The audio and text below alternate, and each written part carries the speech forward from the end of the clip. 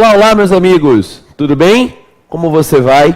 Eu sou o Luciano Figueiredo, professor de Direito Civil aqui do Complexo de Ensino Renato Saraiva e do portal Exame de Ordem, e estou aqui hoje dando o pontapé inicial rumo à sua aprovação na primeira fase do Exame de Ordem, prova da FGV. Antes de nós iniciarmos o nosso bate-papo, apenas algumas notícias bem rápidas para você que está iniciando o curso comigo hoje. A primeira notícia é que a cadeira de Direito Civil é dividida entre mim, entre o professor Roberto Figueiredo, que é o Robertinho, meu irmão, e o professor Cristiano Sobral. Eu fico com temas relacionados à parte geral, famílias e sucessões. Em cada um desses braços do Direito Civil, eu disponibilizo para você um material, um roteiro de apoio, que lhe servirá de norte nas nossas aulas. Conta com conceitos básicos, artigos de lei, súmulas, enfim, vai ser a sua bússola, aquilo que lhe guiará no acompanhamento do nosso encontro. Na aula de hoje, por exemplo, nós vamos começar com a parte geral e você verifica que já está aí à sua disposição o nosso material de parte geral. Esse material vai nos acompanhar em alguns encontros iniciais. Além do nosso material de apoio, além da nossa videoaula, obviamente que você que está a se preparar para a prova da OAB, uma prova que cresce em complexidade exame a exame, cresce em dificuldade exame a exame, tem que se preparar também com a leitura de apoio, em especial naquelas cadeiras que têm uma grande incidência em prova. Direito Civil costuma responder entre 7 e 8 questões da sua prova. Direito Civil representa quase 10% da sua aprovação. Direito Civil é uma cadeira fundamental e diferenciadora para você passar ou não para a segunda fase. Então você precisa de uma leitura um pouco mais acurada. O mercado nos oferece vários referenciais. Eu vou lhe indicar aqui um livro da editora Juispódio. Lhe confesso que esse que está em minha mão está um pouco desatualizado, não tenho a versão atualizada aqui, já temos uma edição mais nova no mercado, que é o livro Direito Civil, sinopse da coleção OAB, na verdade é coleção OAB, Direito Civil, volume 5, meu e do Roberto Figueiredo, meu irmão, Robertinho, que dá aula aqui. O livro não é muito longo e ele tem vários diferenciais de mercado. Ele permite a leitura rápida por não ser muito longo, tem palavras principais em negrito e traz aqui as questões dos últimos exames no corpo do texto, em um método que faz com que você fixe muito melhor o conteúdo, porque durante a leitura teórica você já vai resolvendo as questões. Eu particularmente confio muito nesse produto em relação aos volumes únicos de mercado destinados à OAB, porque o volume único ele tem uma limitação de página, ele não pode inserir questões, e a prova da OAB não é mais uma prova fácil, gente. Ela exigirá de você um acompanhamento e uma dedicação diferenciada. Dá um confere no site da editora Juispódio, o livro tem um preço maravilhoso. Beleza? Dito isso então, é hora de começarmos o nosso bate-papo, tá? Vamos começar aí com a nossa parte geral do direito civil, especificamente do tema pessoa física ou natural, que é o tema de número 1, e dentro da pessoa física ou natural, eu começo com a chamada personalidade jurídica. Afinal, lhe pergunto, o que é a personalidade jurídica? O que é que eu devo entender por personalidade jurídica? A personalidade jurídica é a aptidão genérica de titularizar direitos e contrair deveres na ordem civil. Aptidão genérica de titularizar direitos, eu dizia, e contrair deveres na ordem civil. Olha só, aquele que é dotado de personalidade jurídica é chamado de sujeito de direito. Então, o cidadão que é dotado de personalidade jurídica, eu dizia, ele é chamado de sujeito de direito, e no Brasil nós temos dois principais sujeitos de direito. Eu tenho a pessoa física e eu tenho a pessoa jurídica. Então, personalidade jurídica é a aptidão genérica para titularizar direitos e contrair deveres na ordem jurídica, na ordem civil. Aquele que tem personalidade jurídica é sujeito de direito. E no Brasil temos dois principais sujeitos de direito, pessoa física e pessoa jurídica. Ora, esse singelo esquema que está aí na sua tela lhe leva a concluir que a personalidade jurídica é um atributo, é uma qualidade inerente à pessoa. Personalidade jurídica é um atributo, é uma qualidade inerente à pessoa. Leia-se. Se é pessoa, ela será dotada de personalidade jurídica. Se é pessoa, ela é dotada de personalidade jurídica. Mas, Luciano, eu me lembro de que quando eu estudei esse tema, nós falávamos também, lá na graduação, dos chamados entes despersonalizados. Entes despersonalizados. O que é o ente despersonalizado? O ente despersonalizado é o ente desprovido de personalidade jurídica. Ente despersonalizado, eu dizia, é o ente desprovido de personalidade jurídica, é aquele ente sem personalidade jurídica, tá? Aqui os livros trazem os exemplos: herança jacente, herança vacante, massa falida, espólio. Então, herança jacente, herança vacante, massa falida, espólio, são todos entes despersonalizados, entes desprovidos de personalidade jurídica. Mas olha que interessante, apesar destes entes serem desprovidos de personalidade jurídica, eles praticam eventualmente atos na vida civil. Eventualmente, estes entes, eles praticam atos da vida civil. Eventualmente, estes entes, por exemplo, figuram em contratos. Olha o exemplo do espólio. Imagina que o sujeito morreu e ele era proprietário de imóveis e estes imóveis estavam dados em locação. E o sujeito morreu. Quem é que vai passar a ser aí o locador destes imóveis? O espólio. Até que chegue na partilha. Ele vai eventualmente figurar em contrato. Ele vai eventualmente assumir posições contratuais. É justamente por isso que este ente, apesar de despersonalizado, ele tem o que chamam os processualistas de capacidade judiciária. Eles possuem a capacidade judiciária. Eles podem figurar em processo, tá? Então, eles possuem capacidade judiciária, eles podem figurar em processo, eventualmente figurarão em processo, e isso você encontra notícia no nosso CPC, artigo 75. É uma bela questão aí, né, mexendo com direito material e processual. A OAB, ela vem tentando trabalhar com questões interdisciplinares, e nós aqui no curso vamos lhe preparar também para estas questões interdisciplinares. Agora que você já sabe o que é a personalidade jurídica, nós avançamos para o estudo da pessoa física, também chamada de pessoa natural, ou, se você preferir, pessoa de existência visível. Pessoa física, pessoa natural ou pessoa de existência visível. Quem é essa pessoa física? A pessoa física é o ente dotado de estrutura, é o ente dotado de complexidade biopsicológica. Então, o ente dotado de estrutura, o ente dotado de complexidade biopsicológica, essa é a nossa pessoa física, tá? Antigamente se conceituava a pessoa física como ente biologicamente criado. Esse conceito, ele ficou para trás, tá? Esse conceito está ultrapassado, porque atualmente, como todos sabem, são viáveis aí os chamados métodos artificiais de criação. Então, se são viáveis os métodos artificiais de criação, meus amigos, não há mais por que se conceituar a pessoa física como ente biologicamente criado. Está ultrapassado esse conceito. Hoje conceituamos, então, como ente dotado de estrutura, de complexidade biopsicológica.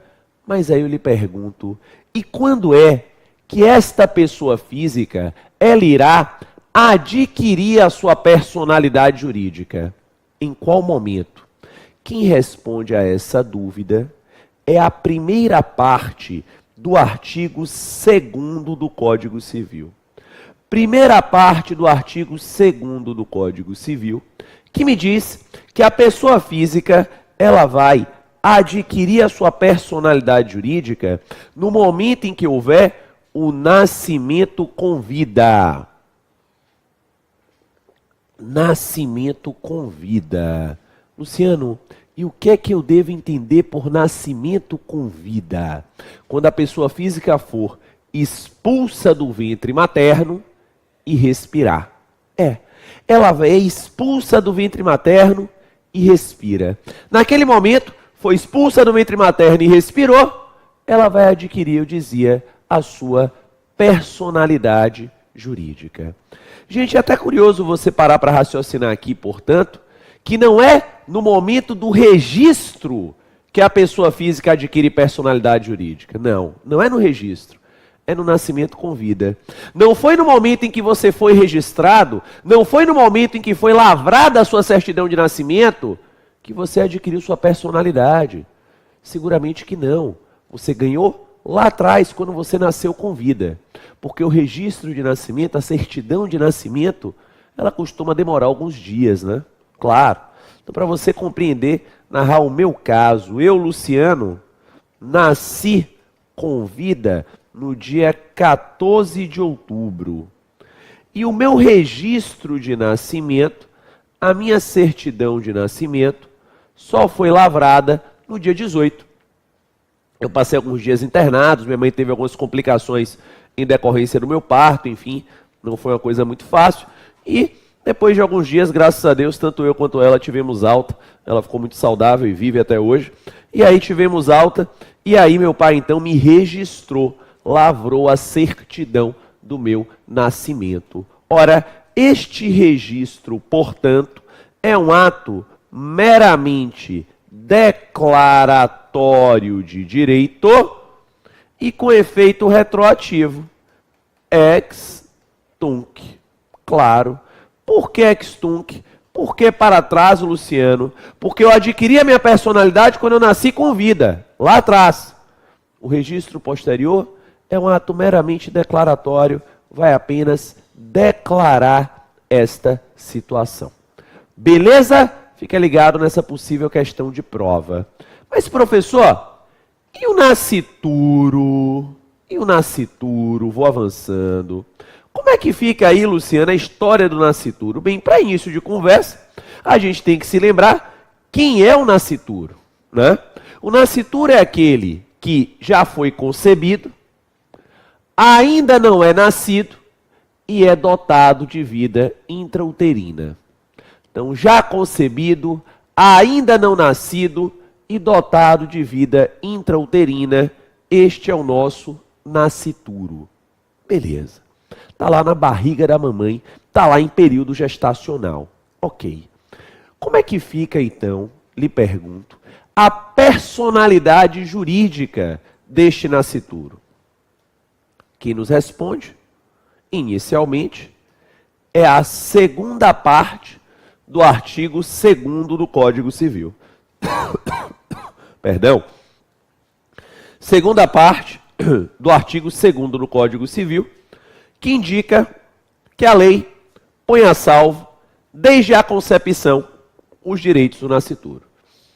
A lei põe a salvo, desde a concepção, os direitos do nascituro. Esse é o primeiro norte de gabarito para a sua prova, porque a sua prova tende, e essa é uma análise estatística em direito civil, ela tende a cobrar artigos de lei. Claro que, eventualmente, ela pode cobrar posição majoritária no STJ e STF. Inclusive, a última prova cobrou, tá, uma questão de posição majoritária no STJ a respeito da hipoteca e da uso capião, tema lá de Robertinho, tá? Mas é raro, você vê que na última prova caíram lá 7 questões de direito civil, só uma tinha entendimento no STJ majoritário. As demais questões são texto legislativo, tá? Então, a grande possibilidade, né, o grande foco da prova de civil é o texto legislado, ok? Então, se pintar na prova, a tendência é que o gabarito seja que, em relação aí ao nascituro, a lei põe a salvo desde a concepção os seus direitos, a redação do artigo 2, segunda parte do Código Civil. Todavia, é possível que a prova venha em um viés doutrinário e jurisprudencial. Pode acontecer. E você também tem que estar preparado para esta segunda análise. Professor, como é que ficaria essa análise, então, da personalidade nesse viés doutrinário, nesse viés jurisprudencial? Olha só, galera, a doutrina e a jurisprudência hoje vem trabalhando com a seguinte premissa. A personalidade jurídica, diz a doutrina, diz a jurisprudência, ela se subdivide em personalidade jurídica formal e personalidade jurídica material. Personalidade jurídica formal e personalidade jurídica material. A personalidade jurídica formal, ela se relaciona a direitos de conteúdo extrapatrimoniais, os quais são adquiridos desde a concepção, a exemplo do direito à vida. Beleza. Então, a personalidade jurídica formal se relaciona a direitos de fundo extrapatrimoniais adquiridos desde a concepção, a exemplo da vida. Já a personalidade jurídica material diz respeito a direitos de conteúdo patrimoniais, os quais ficam sob condição suspensiva, pois aguardam um nascimento com vida, a exemplo da propriedade. A exemplo, eu dizia, da propriedade. Beleza? Então tá aí.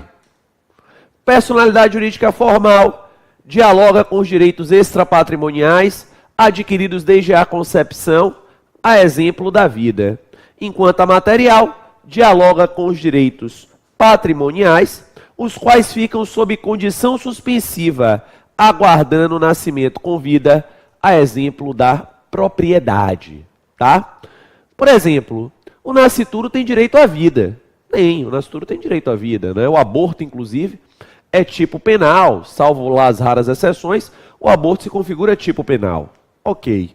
Por que isso? Porque se relaciona a um direito extrapatrimonial adquirido desde a concepção. É a personalidade formal.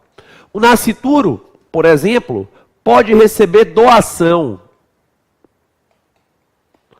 Artigo 542 do Código Civil. É possível que ele receba doação. Artigo 542 do Código, que será aceita pelo seu representante legal, tá? É o representante legal do nascituro que vai aceitar essa doação. Obviamente que não dá para você registrar a propriedade em nome do nascituro.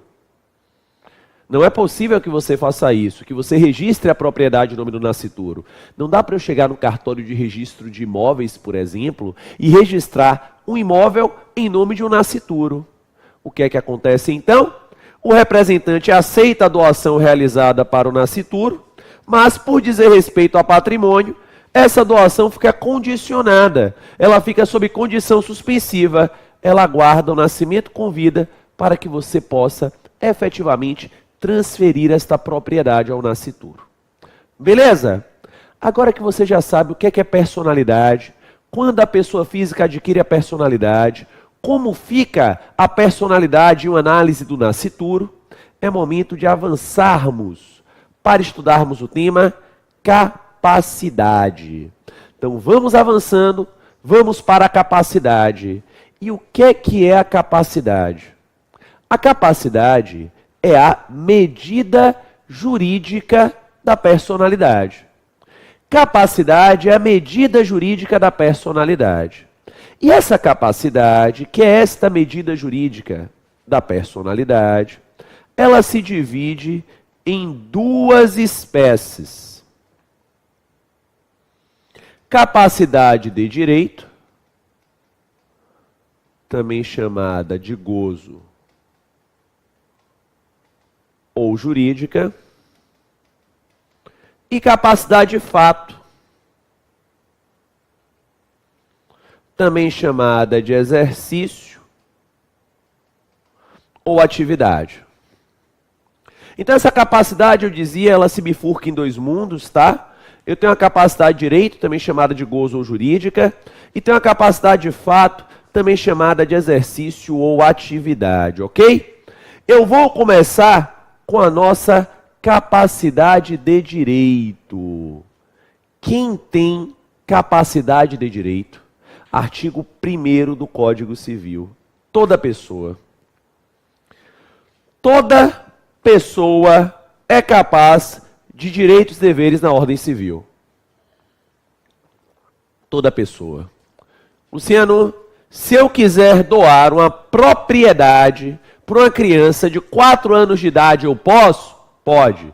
Por quê? Porque toda pessoa é capaz de direitos e deveres na ordem civil. Toda pessoa.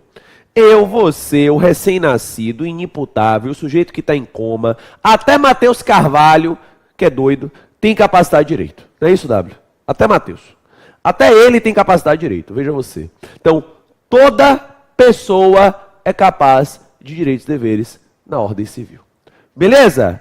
Mas perceba, meus amigos, apesar de todos terem capacidade de direito, nem todos possuem capacidade de fato. Não. Nem todos possuem capacidade de fato. Por quê? Porque a capacidade de fato é a possibilidade do sujeito pessoalmente praticar atos da vida civil. É a possibilidade dele pessoalmente praticar atos da vida civil, e aí nem todos têm. Uma criança de 4 anos de idade, por exemplo, ela pode ser proprietária de um imóvel. Ela pode ser proprietária de um imóvel, mas ela não vai poder sozinha vender o imóvel, doar o imóvel, locar o imóvel, não. Porque apesar dela ter capacidade de direito, ela é desprovida de capacidade de fato. Aqueles que não têm capacidade de fato são incapazes, sejam incapazes de forma absoluta ou sejam incapazes de forma relativa. Então, aqueles que não têm, eu dizia, capacidade de fato, são incapazes, sejam incapazes de forma absoluta, sejam incapazes de forma relativa. Então, registra aí contigo. Quando eu falo de incapacidade, eu necessariamente falo de um abrandamento, de uma mitigação à capacidade de fato. É um abrandamento, é uma mitigação à capacidade de fato, não a de direito, porque a de direito todos possuem. Se liga no seguinte movimento, galera. Olha só. Se você encontra alguém que soma a sua capacidade de direito à capacidade de fato, você estará encontrando alguém que tem a chamada capacidade jurídica geral ou plena. Beleza. Então, se você encontra alguém que soma a capacidade de direito à capacidade de fato, você está com alguém que tem a chamada capacidade jurídica geral ou plena. Capacidade jurídica geral ou plena, que é o maior poder de autodeterminação do direito privado, sem dúvida. Maior poder de autodeterminação, maior poder de ação do direito privado. Eu, por exemplo, tenho capacidade jurídica geral ou plena. Eu tenho mais de 18 anos de idade, apesar de não aparentar, eu sei disso, eu tenho mais de 18. E apesar de também não aparentar, eu estou no pleno gozo de minhas faculdades mentais. Então eu tenho sim capacidade jurídica geral ou plena, eu tenho sim o maior poder de autodeterminação do direito privado. Beleza. Mas perceba o seguinte, mesmo aqueles que são dotados da capacidade jurídica geral ou plena, mesmo estas pessoas, eventualmente, para a prática de um ato da vida civil, irão precisar de uma legitimação. Vão precisar de uma legitimação. Professor, o que é isso? O que é uma legitimação, uma autorização? Então vão precisar de uma legitimação, vão precisar de uma autorização. Então mesmo aqueles que são dotados de capacidade jurídica geral ou plena, eventualmente, para a prática de um determinado ato da vida civil, irão precisar de uma autorização, irão precisar de uma legitimação. E aí eu trago um exemplo para você de autorização, legitimação, exemplo que já pintou em prova 2 vezes e que está dentro do nosso conteúdo programático, que é outorga ou vênia conjugal. Outorga ou vênia conjugal. Outorga ou vênia conjugal, que é um gênero, tá? E que se subdivide em uxória, se for dada pela esposa, marital, se for dada pelo marido. Então, outorga ou vênia conjugal, que se subdivide em uxória, se dada pela esposa, marital, se dada pelo marido, ok? Eu sei que na prática forense, no dia a dia, todo mundo chama de outorga uxória, vênia uxória, tá? Mas na sua prova, nós temos que conhecer as expressões com rigor técnico maior, estarmos preparados para a sua prova. Luciano, o que é outorga, o que é a vênia? São hipóteses em que, mesmo que o cidadão tenha capacidade jurídica geral ou plena, para a prática do ato da vida civil, ele vai precisar da autorização do cônjuge, ou da esposa ou do marido, se você preferir. Então, mesmo que ele tenha capacidade jurídica geral ou plena, para a prática do ato da vida civil, ele precisa da outorga, da vênia, da autorização do esposo ou da esposa. Beleza? São situações neste cenário, são situações neste sentido, em que se exige essa legitimação por conta do casamento. Professor, quais são as circunstâncias, as hipóteses, em que o Código Civil demandará esta autorização em virtude do casamento? As hipóteses estão nos incisos do artigo 1647. Olha lá. Alienar ou gravar de ônus real bens imóveis, pleitear como autor ou réu acerca destes bens ou direitos, eu até coloquei aí, ó, tem que formar litisconsórcio, prestar fiança ou aval, esse último é novidade do Código Civil, fazer doação não sendo remuneratória dos bens comuns ou dos que possam integrar a futura meação. Se você vai praticar um destes atos, você então, em sendo casado, vai precisar da outorga da vênia. Imagina que eu sou casado em comunhão universal de bens e que eu quero vender um imóvel. Perceba, mesmo que eu tenha capacidade jurídica geral ou plena, por conta do meu casamento, para que eu venda o imóvel, eu vou precisar da autorização da minha esposa. É aqui que se insere a outorga vênia conjugal. Mas aí uma dúvida pinta. Luciano, você vai precisar desta autorização da tua esposa, do teu marido, independentemente do regime de bens? Será? Será que você vai precisar independentemente do regime de bens, professor? Olha só, a regra geral é que se eu for praticar um dos atos lá do 1647, fizemos a leitura há pouco, eu for casado, eu vou precisar da vênia conjugal. A regra geral é esta. A regra geral é esta. Mas nós temos 2 exceções, só 2. 2 exceções nas quais, por conta do regime de bens, eu não vou precisar da outorga, eu não vou precisar da vênia conjugal. Luciano, quais são estas únicas 2 exceções? Este é o tema de abertura do nosso segundo bloco. Segura a caneta em casa, segura o laptop em casa, é 1 segundo, até daqui a pouco.